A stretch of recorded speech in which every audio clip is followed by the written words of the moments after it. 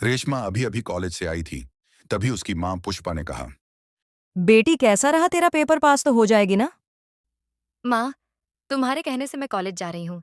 यही काफी नहीं है। वहां मैं नकल कर रही हूँ। पास हो गई तो ठीक, नहीं तो मुझे तो रील बनाने में मजा आता है। भगवान, फिर से रील। तेरा तो रील से पेट ही नहीं भरता। कल तेरी शादी करेंगे तो ऐसी लड़की से कौन शादी करेगा?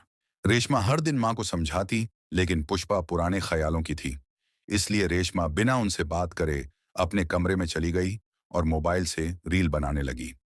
यह उसका रोज का काम था। वह मोबाइल से रील बनाती और उसे यूट्यूब और इंस्टाग्राम पर अपलोड कर देती थी। उसके काफी फॉलोअर्स भी बन गए थे। इधर पुष्पा जी को उसके विवाह की चिंता थी।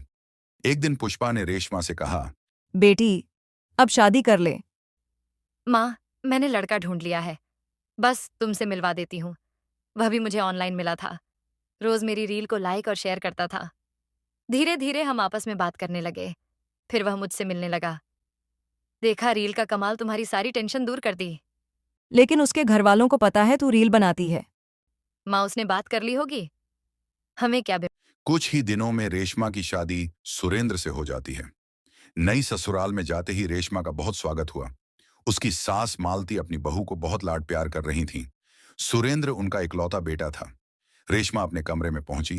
वह फटाफट फोन निकालकर रील बनाने लगी। रील में उसने अपनी ससुराल के बारे में बताया। रात हो गई थी। तभी उसकी सास मालती जी उसके पास आईं। बेटी, अब तू आराम कर ले। कल सुबह जल्दी उठकर तैयार हो जाना, पड़ोस की औरतें मुंह दिखाई करने आएंगी। अगले दिन रेशमा सुबह जल्दी उठकर नहा धोकर तैयार हो जाती है।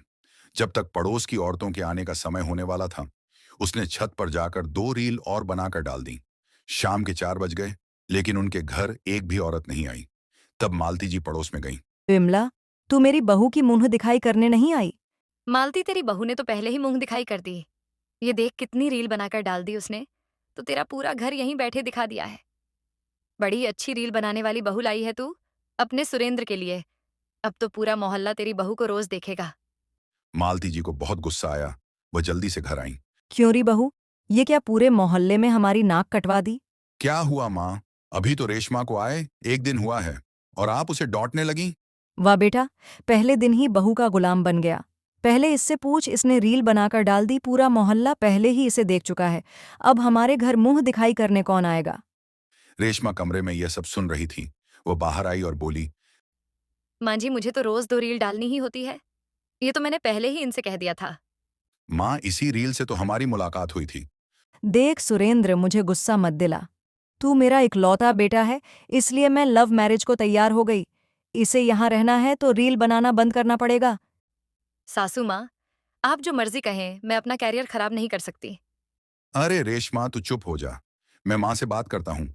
तू अंदर जा। रेशमा गुस्सा होकर कमरे में चली जाती है। सुरेंद्र माँ को समझाने की कोशिश करता है, लेकिन मालती जी का गुस्सा 7वें आसमान पर था। अगले दिन जब सुरेंद्र सुबह दूध लेने जा रहा था, तो 2 लड़के उसे मिले। पहला लड़का, भाभी की रील कब आएगी?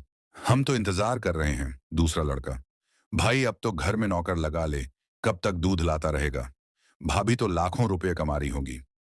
सुरेंद्र को बहुत गुस्सा आया। वह गुस्से में घर आ गया और उसने दूध का बर्तन फेंक दिया। रेशमा आवाज सुनकर बाहर आई तो सुरेंद्र ने उसे सारी बात बता दी। आप उनकी बातों पर ध्यान मत दो। तभी मालती जी पीछे से आ गईं। उन्होंने सारी बात सुन ली थी। हाँ बेटा, तू तो बस अपनी पत्नी की सुन।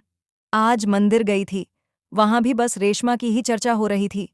हमें तो अब यह मोहल्ला छोड़ना ही पड़ेगा। माँ जी, आपको कहीं जाने की जरूरत नहीं है। आप चिंता मत कीजिए, मैं सब संभाल लूंगी। मुझे कुछ दिन का समय दे दीजिए। अगले दिन से रेशमा घर का सारा काम करके रील बनाती। साथ ही वह कुछ देर के लिए बाहर चली जाती थी, रील बनाने के लिए।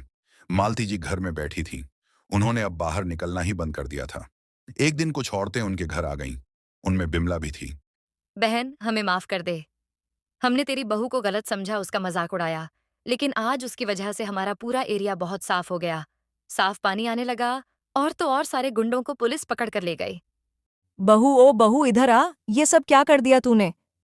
मां जी, मैं जब घर से बाहर रील बनाने जाती थी तो इस एरिया की जो भी समस्या होती थी, जैसे सफाई, गंदा पानी, गुंडागर्दी, इन सब पर रील बनाकर पोस्ट कर देती थी। बहू, हम सबने मन बना लिया है। अब तो इलेक्शन में तुझे ही टिकट दिलाएंगे और वोट भी तुझे देंगे। बहू मुझे माफ कर दे, मैंने तुझे गलत समझा। माँ जी, मैं तो आपका गुस्सा ठंडा होने का इंतजार कर रही थी। ये देखिए, मैं आपके लिए क्या लाई हूँ। रेशमा एक डायमंड नेकलेस अपनी सास को देती है। हाँ माँ जी, 5 लाख का है। ये पैसे रील बनाकर ही कमाए हैं मैंने।